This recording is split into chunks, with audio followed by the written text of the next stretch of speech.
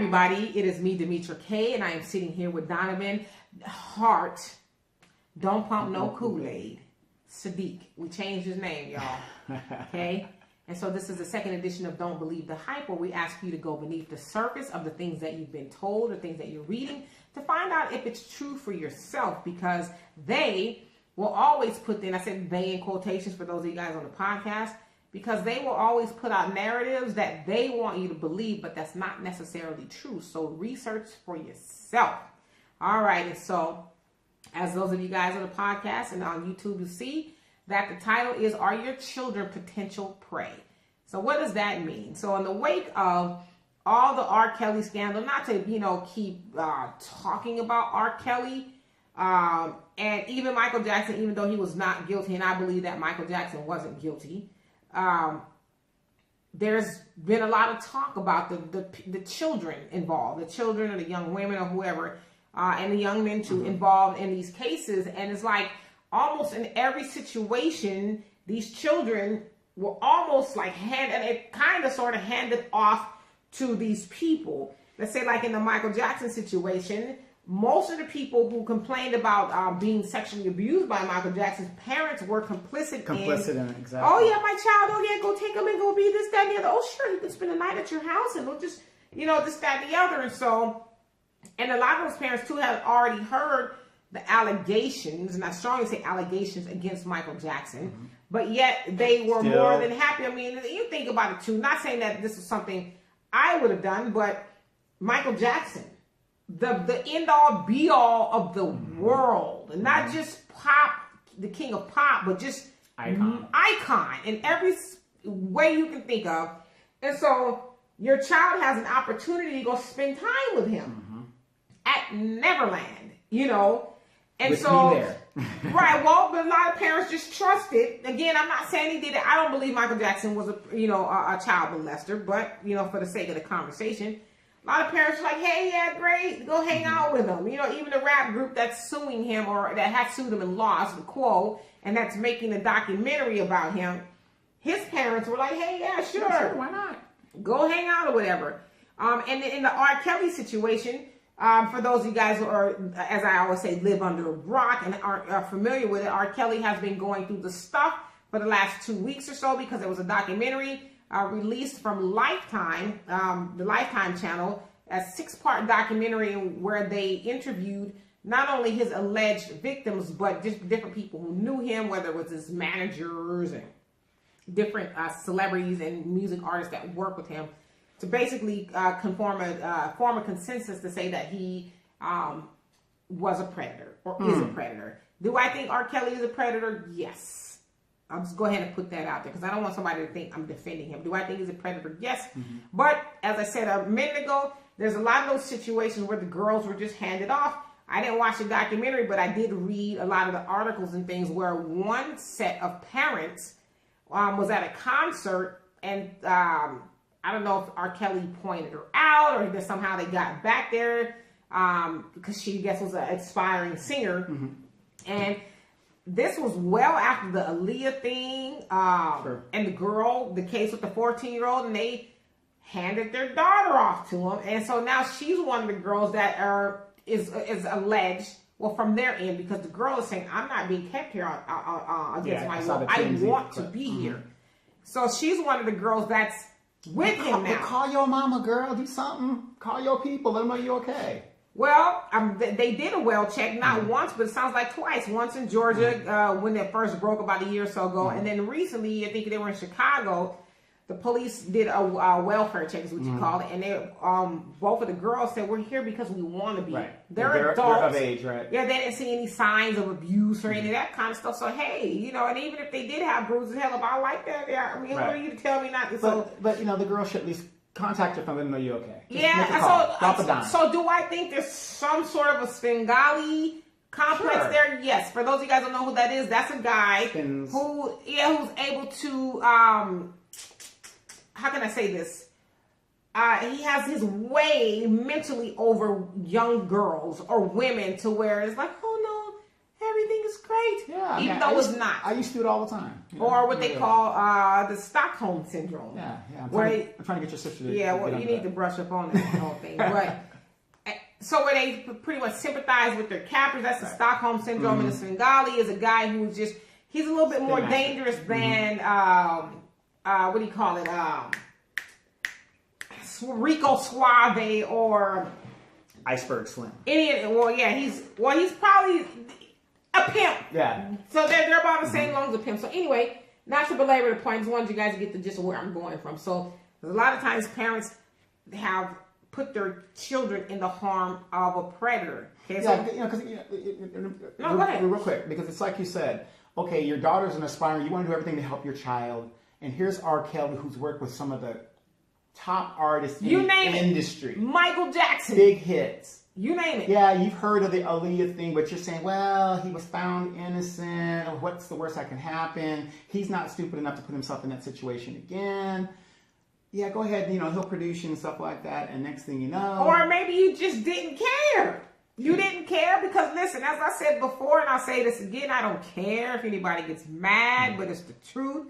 There's a lot of parents who will sell their own kids' asses for money and fortune and fame. It's nothing to them to do that. Oh, my daughter hanging out. Listen, I've seen and I have friends on Facebook, or Facebook friends, I should say, who have daughters now that are of age, but some of the things that they're trying to get their kids to do is like, some of them, their daughters are singers and they're very young girls, but the boobs are out. Sexuality sells. Gosh, it's like, wait a damn minute.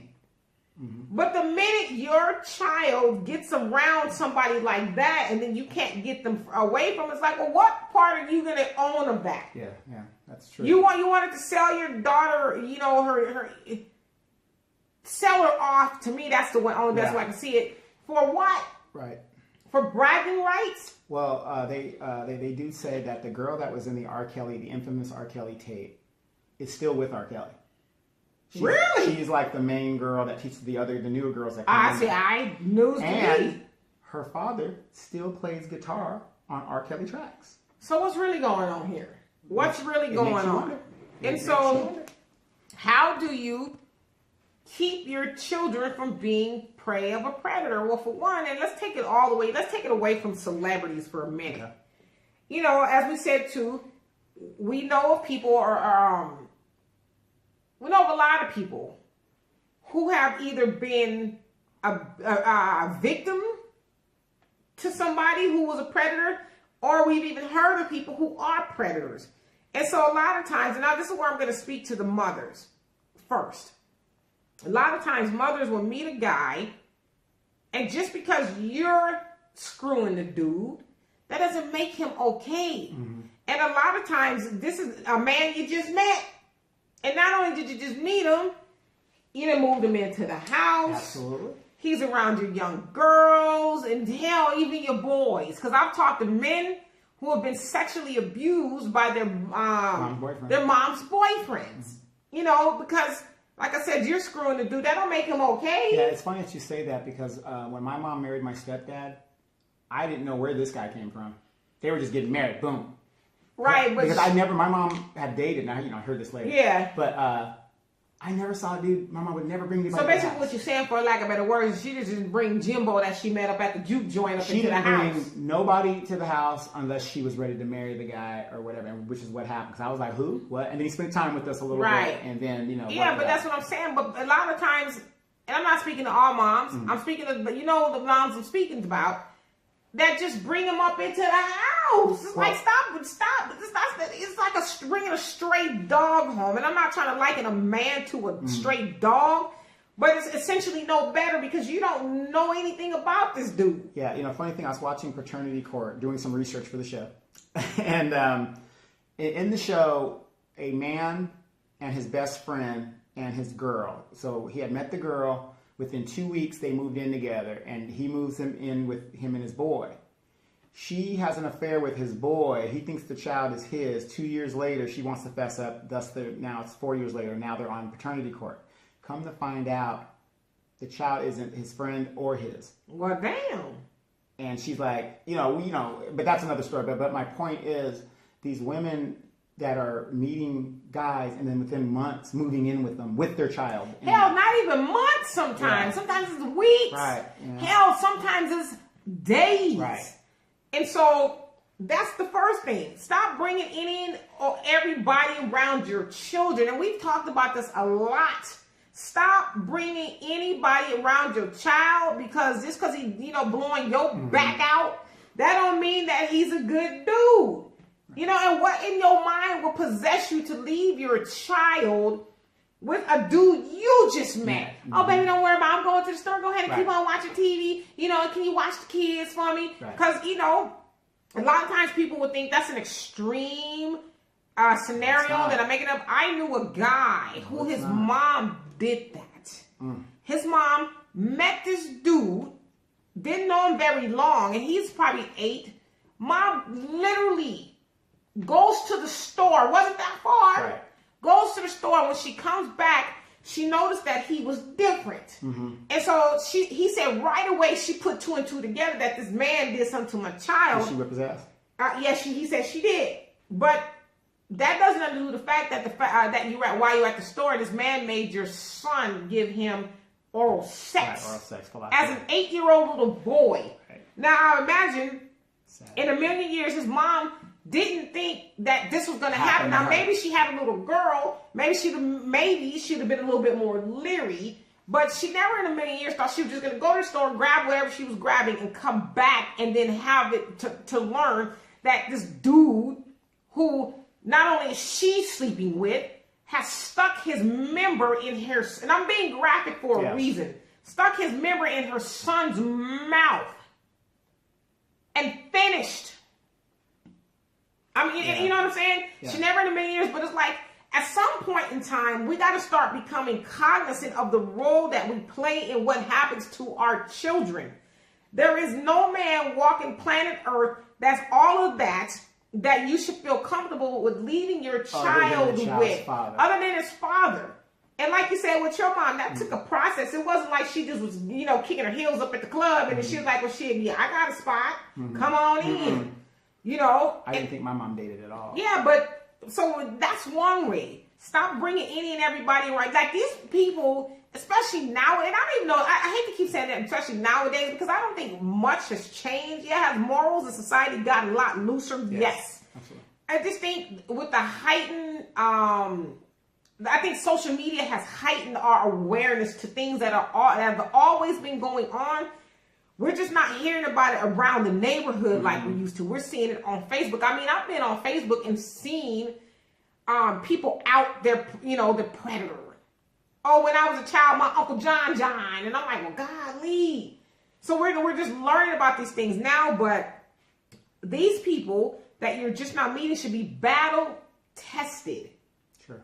And even then, a lot of times it's hard to know what a person's intention might be for your child. Hell, a lot of times you invite these dudes up in your house, they don't want to be with you. Right. They want to get your daughter or something. They want to be with your baby because that's just who they are. And so you have silly bringing this man into your home with your sons and your daughters, and he's touching the kids. And I'm not, and I'm a big thing when it comes to these prison guys. Like I said, if I was a woman and a guy told me he was in prison, if it wasn't for a legitimate reason, like manslaughter, you were in a car accident, somebody got killed, something like that. But when you're going there because I sold weed or I'm the dope man or like that, bullshit. I'm sorry.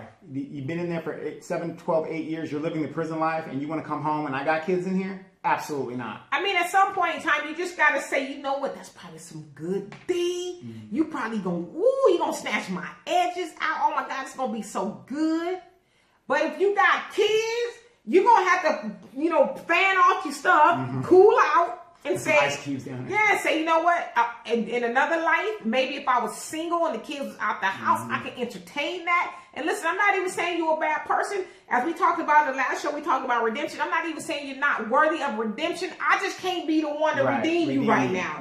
Because it's not about me. I got these babies here that God forbid something happened to them. And my mother-in-law is going to hold me accountable. And my in-laws. They daddy. Is going to hold me accountable. All of that. So I can, and just, even if I didn't have anybody else holding me accountable, I'm holding myself accountable. I'm not going to bring just anybody around my children. So that's a good way to help keep your children predator free.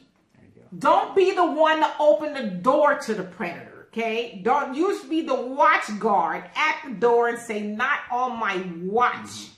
Because imagine trying to sleep at night knowing you opened the door and allowed somebody, and this is the other crazy part. This is where it gets crazier, y'all.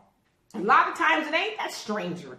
A lot of times it is that uncle such and such, you know, whatever. Long-time family friend. Yeah, you leaving all up and around the kids. Now listen, I ain't talking about your brother, uncle that you know, to Right. raise the kids, and even in some of those cases, but I'm not talking about them because I don't want to give the impression that ain't no man. Right. And let me just go back to, it ain't even just men. I was talking to, I can't tell you guys how many men that I know, and this is where me and Al was talking, but the ideology is split because when it's a boy, 13-year-old boy, and I don't want to say he's sleeping with her, but he's being abused, but he's liking it. People's like, oh, well, damn, shit. You know, where was she at when I was a kid? Right. And I'm These teachers. Yeah, or the chick in the neighborhood. I can't tell you guys how many men I know. Went to the... Well, not only that, but I'm talking about somebody's mama. Their friend's mama, you know, is screwing them. She's in her 30s, and I knew a guy who said that his friend's mom, he's 13, will wait for him after school at the bus stop. And he said he was having sex, or I should say she was having sex with him. He was cool with it. But having sex with him, he said for like a year. And she's in her 30s. He said that was the first woman or girl and that he ever said was some 30-year-old something lady. And so even the boys aren't safe. You know what I mean? So, but back to what I said, I don't want to get the impression that nobody's saved, no man in the family, no. But just be diligent over your babies. Yeah. I showed you a picture today that you saw for the first time, and I'll put the picture up here.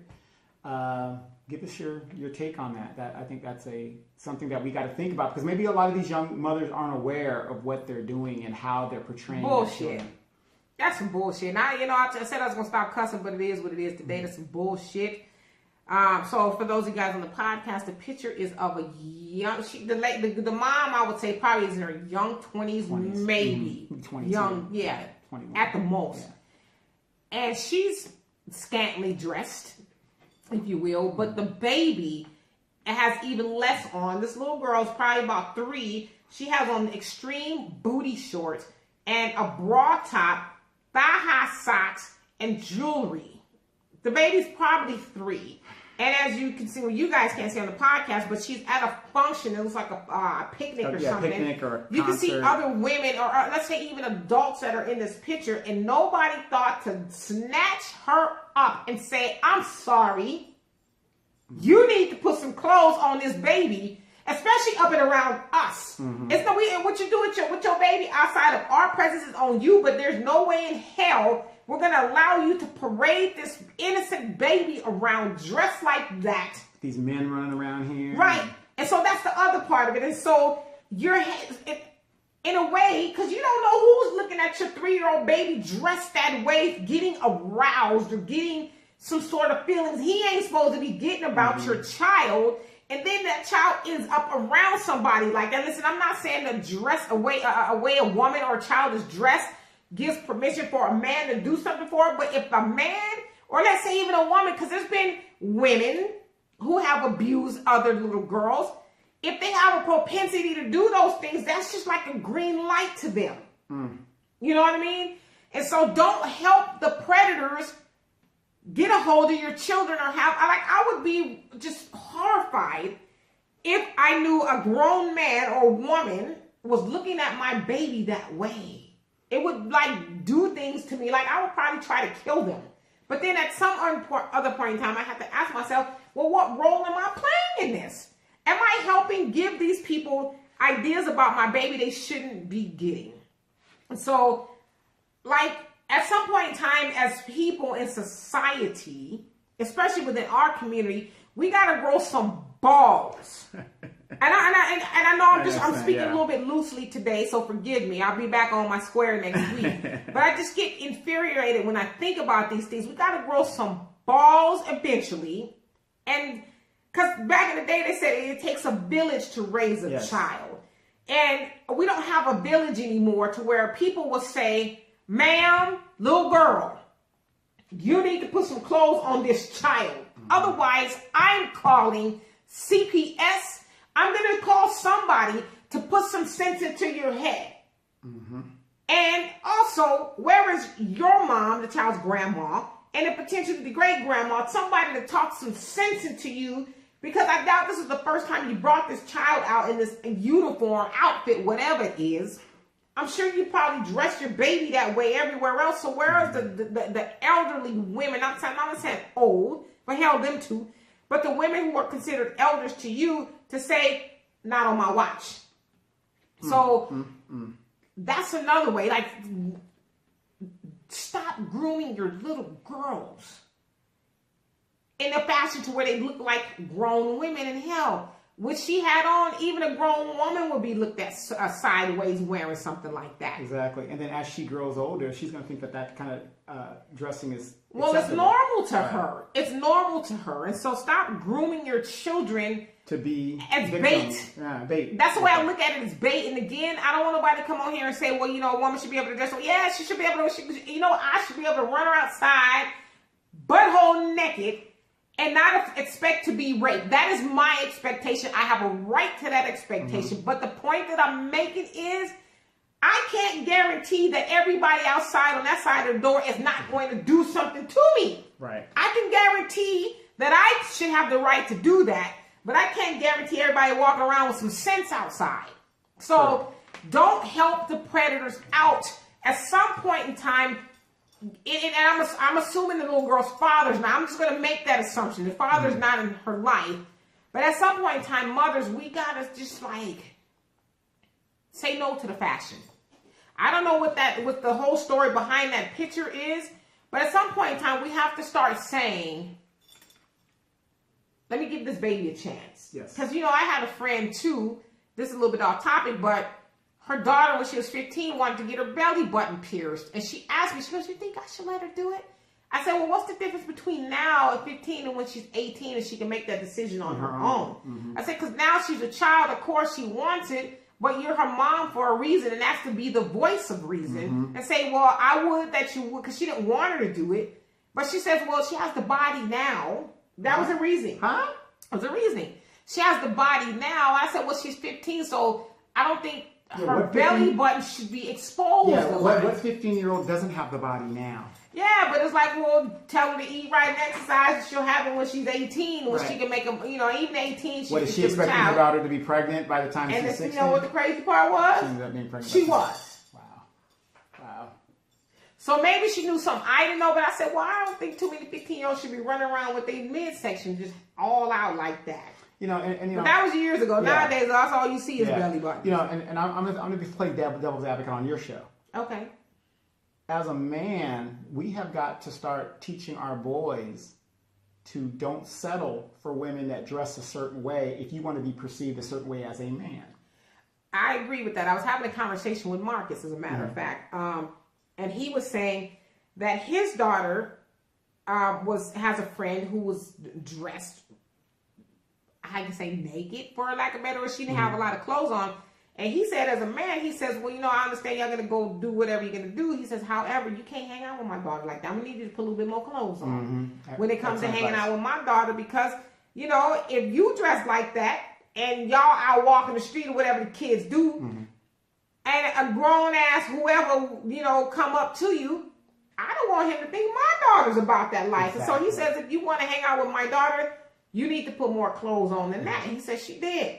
But imagine how many other parents was like, shit, that's a fast-ass little thing, but I ain't going to say nothing to her. Right, she fine. At some point in time, we got to grow some balls and get past that point of why I don't want to say nothing to her. Because the other part of that is, too, and if he would have had this in his mind, he probably said, well, shit, I should say something to her, but the last thing I want her to think or go home and say, Marcus said something to me, and then, man, was he looking at my child? No, I wasn't. I couldn't help but to see your child, but my concern was more for my child. Exactly. I didn't want the perception to be that not saying that a woman's clothes deems her to be one way or the other, but I just didn't want nobody to get that idea about my child. So you need to put some clothes on. Right, and then another thing, young men out there, you know, you have these women that do, some of them that, you know, that do dress nice. So you guys might be going to a dinner or a movie, and she's got the nice little dress on, and, you know, the nice little night, right? That, you know, it's a nice little dress. She might be going to a play or something.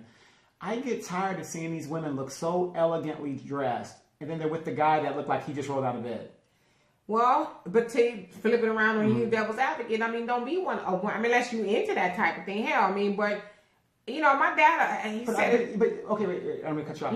But that's what I'm talking about. When we were coming up, your dad always has a suit on. Your brother always has a suit on. Both your brothers. You know, Smitty, he has a collared shirt or whatever, or a bow tie, right, something like that. You remember those days when men used to dress up and you could like respect. You don't know if that guy's a doctor. You don't know if he's a lawyer. You don't know what he is. Yeah, nowadays, like you said, they all look like street. Not all, but most of them. Street urchins. Street urchins. They look like street urchins, and yet they want respect. But I can't respect you if you look like you're somebody that just came out of the bottom of the. Yeah, but like you said, what happened to the days of, you know, okay, a man or a woman gets invited to go somewhere nice, and we're like, well, shoot, let me go on and dust off my shoes, get my shoes shined up, in my suit. Nowadays, it's like, where we going? We going to a fancy dinner. Dude show up in some jeans, he's sagging. You want to know what's sad? I'll go to the National Cemetery to help bury a soldier or something over there, and you'll see some people, especially in the black community. Now, it doesn't take a genius to know that if you're going to a funeral, you dress in dark colors, be it dark blue. I can't wear my red suit. Well, if you want to, I mean, my white suit. You know, women can do whatever they want, but I'm talking about most guys. Yeah. You know, you see these guys come in there with khakis, their T-shirt, and the baseball hat, and you're thinking, you're here to bury grandma. You're here to bury grandma. You know, this is how you. It's just really learned behavior and setting expectations for your kids. To me, it is, you know, right. That stuff is taught. And I want to actually spend some time doing a series on motherhood and etiquette and stuff like that, because people have challenged me. Good idea. That's a good idea.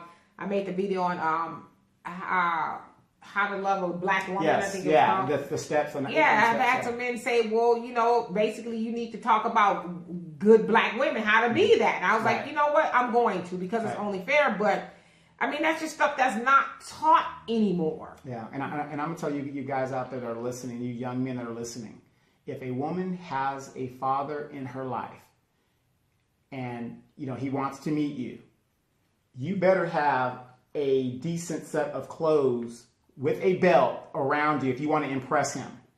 Yeah, but nowadays a lot of daddies are sagging too. So yeah, that's the sad part. Well, if the dad is sagging, you ain't got to worry about that problem. But you also know that they ain't got no money in that family, and you're probably going to be putting on a lot of burdens. I would just say this, you know, like for myself, anybody who has met, there's been some, you know, lackluster busters that, you know, I lost my mind and just introduced my father to, and he didn't make it no secret. I don't like him. Right. You know, to his face. He didn't have a problem with me trying to get with your sister. But my father is that type of dude that, like, don't bring any old body home. Don't waste my time. I tell the story all the time that when my dad met one of my boyfriends when I was younger, he asked him, he said, so man, what do you do? And he says, oh, you know, I'm just unemployed right now. My dad lost his shit. He says, what you mean you unemployed? He said, you ain't fit to walk amongst men. And you want to be with my daughter? He said, you better get a lawnmower and go knock on some doors. He said, but no man worth his weight should ever talk about I'm unemployed. That's the last thing he said. That's the last and thing. he was just like, yes, sir. Because he's been obviously used to meeting, or maybe not even meeting the dads at all, but used to meeting dudes or the women's dads who were just like, well, you know, it's hard out there. Yeah, you know, hard for a camp. But more so what my dad was saying is, you can't be with my daughter because I don't want my daughter taking care of you. Exactly. You know, in my defense, I like meeting, dating women that have their fathers in their lives, because to me, it's a lot easier for me because I know, you know, I come with the attributes that, you know, they'd be like, okay, I'll let you date my daughter. I'm not saying they're going to give me their daughter, but I'm just saying they'll be like, I'll give you a chance. Right. You know? Yeah, well, I mean, because what do they say? First impressions. Yes. You only get one of those. So even if you are a douchebag, it's gonna take a minute. But then, you know, if you somebody like my father, oh, you ain't did nothing over on him. Yeah, right. Did you know what he said when he met my daughter's father? He said he likes confusion. Wow. Well, he came from confusion, so just by having a small conversation with him, he was like, he likes confusion, and I'd be damned if that man wasn't 100% right. So a man is going to be able to sense if he's talking to a man or not, just by having a very small conversation. And so, yeah, I mean, but we need to include that in the series. But just, you know, back to, you know, keeping your children from being preyed upon. Another thing is, stop letting y'all children run the, I almost said the F word. Stop letting your kids run the effing street. I mean, unsupervised. In a minute, school is going to let out. If it's not already, we could go out there and hang out for a little bit, maybe an hour or so after school, and you still see kids walking the streets. I know when we were coming up, I'm sure for you too, I know how long it take you to get home. Yes. Everything was on a time. In fact, I had a conversation with your mama the other day. She said you was missing in action, you and your brother. Remember? Oh, yeah. She said she went looking for us. Yes, we're looking for us. That's right. Where are those mamas? And there was no cell phones back then, and she knew what time we were. Yeah, where are those mamas? Where are those mamas? It's like,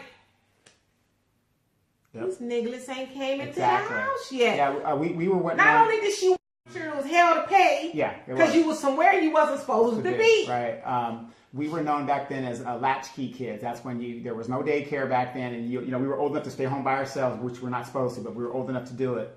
And when we got home, you had to call. Mom was expecting a call. I'm home. Yes, I'm home. And you put put the beans on, you went through the whole process. Take the meat out the freezer. Exactly. Do your homework. Make your peanut butter jelly sandwich, and you wait till I get home. Right. Take your bath. And who better not be in the house? None of your friends better not be in the house. Okay? Don't have nobody in my house. Right. Exactly. Right. Not until she got home. And she got home like clockwork between 5:30 and 5:45. So if your ass was outside, which a lot of times we was. Right. We kept that window open to hear that phone. You better be home and don't be sweaty and stuff because you knew your ass wasn't exactly. Just be home. Because like you said, mom didn't stray too far. From the timeline. Because we were latchkey kids too.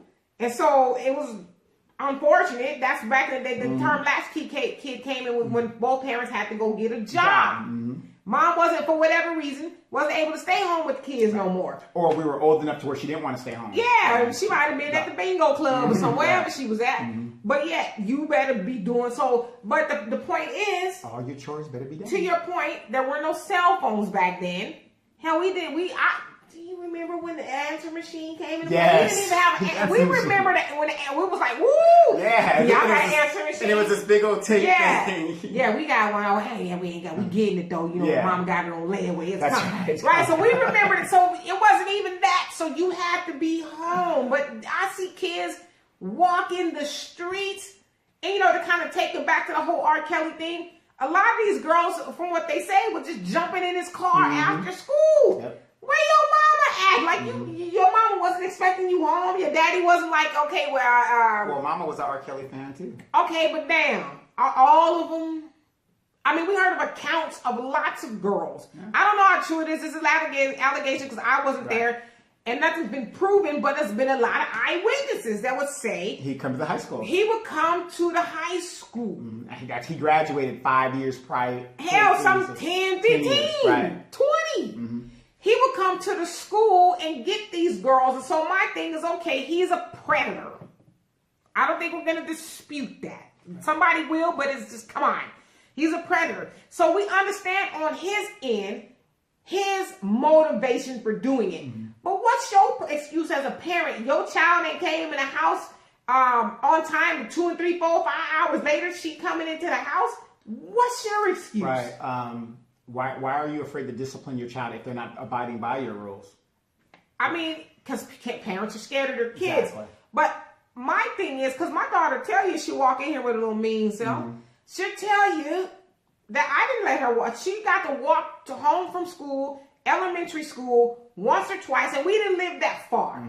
But she could only walk home from school if she was walking with friends that lived next door, across the street, or wherever. I never just allowed my child to just be wandering because the school was about 8 blocks down, but you know what could happen in 8 blocks? Exactly, because I remember back when we were in high school, me and your sister and Cartina, we would walk because your sister would go to Cartina's house. And because we lived farther from the school than y'all. Y'all lived across the way. So I would walk with them. You know, Cartina's drop them off and I'd go home. And then they go around the other way. But but even back then you couldn't just do what you wanted to do. You had to be certain time stamps. Yeah, so to help keep your children from being preyed upon, where are they? Where if they're not in the after school program or playing sports or something? Or what about this, which I think you forgot? Know who your children's friends are. Yes. They shouldn't be able to call and say, well, Mom, I'm not coming home after school because I'm hanging out with, Tina. Who is Tina? Right. Well, Mom, no, I didn't meet Tina. Bring your ass home. And then if you want me to hang out, if you want to hang out with Tina, I need to know who she is and I need to know her peoples too. Yep. I met cartoonists, mom, dad, your mom, and all them, and I was just like, know okay, I'm who down over here. your kids are hanging out with. And that's another point that I'm glad you brought up. A lot of times people just let their kids go spend the night places. How you let your kids spend the night places and, you don't know who these people are? You forgot Shamika had an older brother. And not even at the sleepover. I'm going to tell y'all a story that I've only told a few people. Not even Shamika's brother. I spent the night, me and my sister went to a sleepover. And my mom and dad, because I have parents, okay? I wasn't raised by a single mom. I have parents. They knew her parents. And even some evil little girls, I'll leave it at that. But when I woke up, I don't know how true it was, but they laughed at sexually assaulting me in my sleep. So I don't know if it was true or not. Okay. I don't know if it was something they were just saying. Right. But it's like... What? Yeah. And I never wanted to go... These girls. Okay. The other girls. Wow. So that's why I was a stickler not letting my child... Because I was like, nah, I know this is probably your friends, but I've been there to where these girls who are supposed to be your friends do something to you. Something stupid. So, we just living in that day and age, and hell, that was in the early, middle 80s. Yeah, well, the early 80s that happened, and so I'm not saying that these times produce that kind of stuff, but maybe it does. I don't know. But I just would say it's better to be safe than sorry, because to that point too, you might let your kids spend a night somewhere, but everybody don't tell you who come in and out of their home. Exactly, and who's coming to the party. Right, Uncle Whoop-de-Whoop or Auntie, like 'em young might come over, and you thinking your kids are safe with the parents that you met and stuff. But yet they letting other people come into the home, and then God forbid. And for all you know, those parents are smoking weed over here, then they get high and they're passing out, and they're not supervising your kids. Like them young, right? Exactly. And he's a little bit too close, and you thinking your children are bobbing for apples, and then Uncle Junior got them bobbing for something else. Exactly. Not to be graphic, but what I'm trying to do here is prove a point and wake people up. You can't your children. You are responsible for your children and the well-being of they are under your watch. So can you be overprotective? Yeah. What's wrong with that? To a certain degree, but I would rather err on the side. My mom used to always say that it's better to err on the side of caution than to let your guard down and something happen on your watch that was avoidable. And then a lot of you guys, I didn't have daughters, thank God. And like I said, because I love girls, but like I said, thank God I don't have that worry. My problem is my son's out there, timing around the neighborhood, whatever the deal is.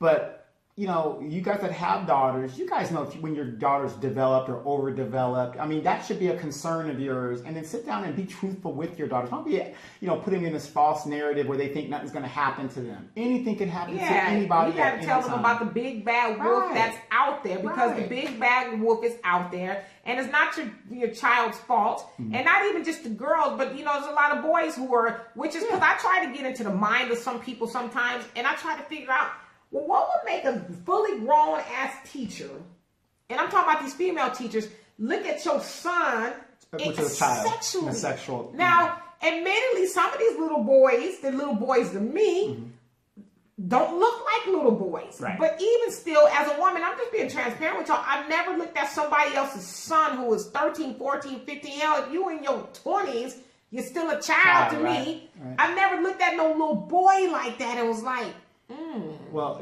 a true story. I wonder what that's like. Yeah, a true story. I coach basketball, mixed basketball. There is a girl who just turned 11 on my team. This girl is 5'10". You're looking at it. You can look at her and see that she's a little girl. She's a baby, yeah. But she comes from big people. Right. But, you look at her and you're saying, wow, she's 5'10", and she ain't no pole. She's rounded out. So, and she just turned 11. You have and to. her dad chicken hawks around her. As he that's what your daddy's supposed to do. And whenever I talk to this girl, I talk to her at a distance. That's what her daddy's supposed to do. You know why? Because her daddy knows my daughter is developed, and there's somebody out there who is just waiting for an opportunity to chicken hawk her. Yes, exactly. To do or say something adverse to my child that I'm gonna end up doing a lot of time for. And don't get me wrong, I look at her as a child, but you can see that this girl is going to be a beauty, right, when she develops into a woman. You can see it. But to that point too, I don't know, maybe it's something in the food, because when I was 12, I was flat. I didn't have.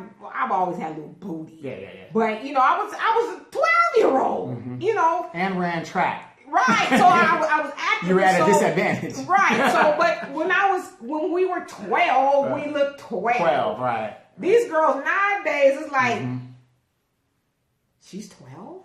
Yeah, but a lot of these kids are obese and stuff, so they're bigger than. Well, yeah, so it's a lot. Maybe it's the food and all of that kind of stuff. But to that, you do have to make your children aware that the big bad wolf is out there. Some man, some old dirty old man, is going to be looking at you that way. It's not your fault.